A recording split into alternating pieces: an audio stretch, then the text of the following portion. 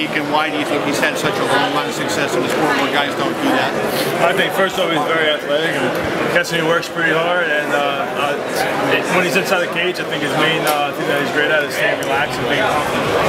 So I think at the highest level of any sport, it comes down to has a strong mentality, and he's done a great job utilizing it. He talked about like when Fedor was in his prime and he had that, he just sort of had that look, you know, and never showed any emotion. Does that tend to unnerve opponents sometimes?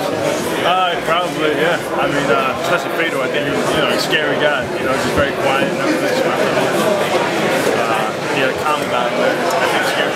Last question on that topic then. If that, you know, calm, quiet, just staring at you demeanor works, why do so many guys talk and, you know, kind of make it a different way? Well, I think it just depends on your personality. I think Fedor is probably just naturally like that. That's his personality. Very quiet, calm guy. He doesn't let a lot of things fluster him. And I think it just comes out when he fights. So I think it depends on that person you are. But I think that calm demeanor works for people. That's who they are. I think it's important to be just true to yourself, and that's it. Seems like every day a new fighter is picking you to win this fight or saying you're the next champion. Have you paid attention to that at all? Yeah, I look. I get my Google alerts. You know, I see some things. I haven't been looking at them too much, to be honest. There's just too many of them. But I know it's cool. You know, it's cool. I mean, I don't have enough time to really like get excited about that. Just focus on winning, and that's it. Would you rather be flying under the radar and not having people pick you and maybe catch them off guard?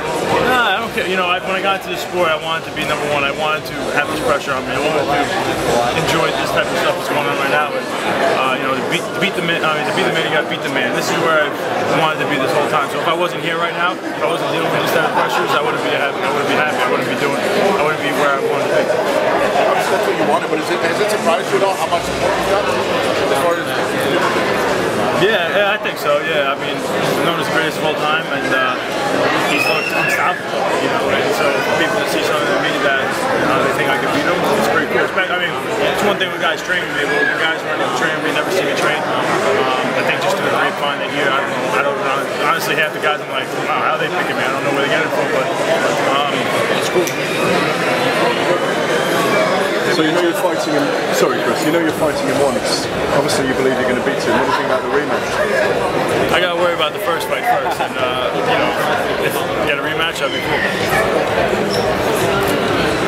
Chris, Anderson's been talking. It seems like Anderson's been talking more about John Jones in recent years. Do you think there's any chance at all that he's going to pass you, or you know, is he just playing some mind games here, or what's your take? I don't think he's playing mind games. I don't know. I don't know what he's thinking. I don't really care.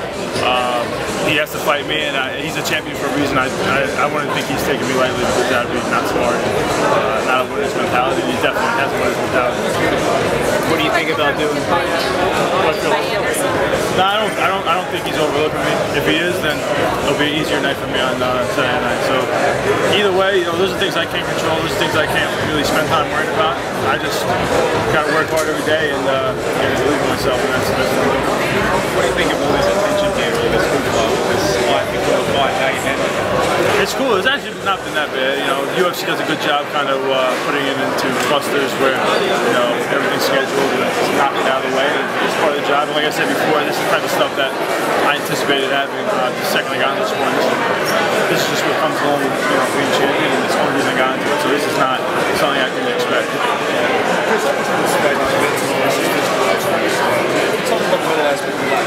Fighting Anderson, A lot. You know, it's for any fight, it's easy to beat yourself, and Anderson does a great job of making people beat themselves. And so I think it's really important not to beat yourself, and I'm not going to let that happen. You've said several times, you know, you've admired what Anderson's accomplished and all that. When was the first time that you, as a fighter, started to compare yourself to him and matching yourself up in your own mind? Was it before you were in the UFC, or was it? Day one. As soon as I started my first sparring session ever, I just learned how to strike. I envisioned beating against Silva. I envisioned myself in cages. You know, like I said, like when I decided to get into MMA, you know, I was a wrestler. I was like a talented guy. I think every coach, whoever coached me, like, this guy has tons of potential. But I wasn't the guy who was trying to kill myself every day in practice and be the hardest worker. And I think that stopped me from doing some, you know, great things in wrestling. And when I got into MMA, I was at the point in my life where, you know, this is the point where I have to start providing for my family. It's not a joke anymore. You know, God gave me certain talents, and I want to utilize them the best I can. I don't want to have any regrets. And so I wanted to, the biggest thing with me, I just wanted to be the hardest working as soon as I got to MMA. And that's what I did. I just made a habit of it, and it's paid off. You know, I just in a good spot now. Hey Chris, for people who haven't really talked to you much in the past, you and I have talked a number of times, and you've been talking about this day for a long time now. Now that it's here, how does it feel? It feels great, man. It's just time to just do my thing. You know, I've been envisioning. I've been believing in myself. Now it's just time to get out there and do it. You know, it's rock and roll time. It's time to shine. It's time to make a statement. It's time to make believers out there. And like I want to come out looking, unbeatable. I want to clarify. You have said that you're going to fight him one day, and you're going to be the guy to beat him when that opportunity comes. And you've been saying that for quite a while now. So this is not nothing new. Yeah, no, I mean, I just always thought I could beat him, and I got myself the opportunity. I took fights on short notice.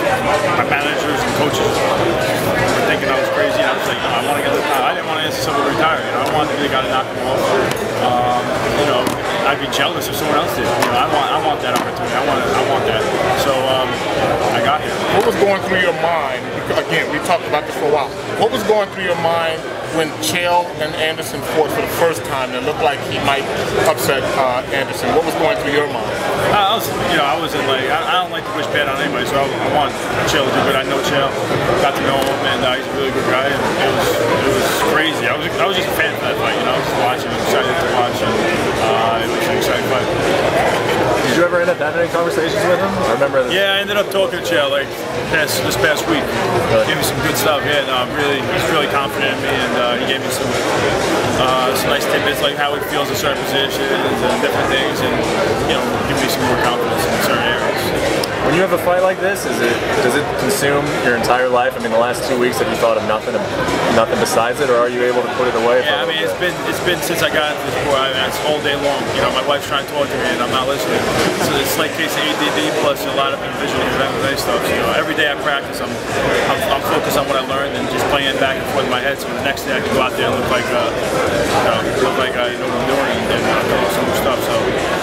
You sleep all right? I sleep all right. I actually do sleep all right. I start thinking about the fight over and over again, and then I'm like, all right, no, time to go to sleep. Put it out my mind, and I go to sleep. I don't have that bad trouble.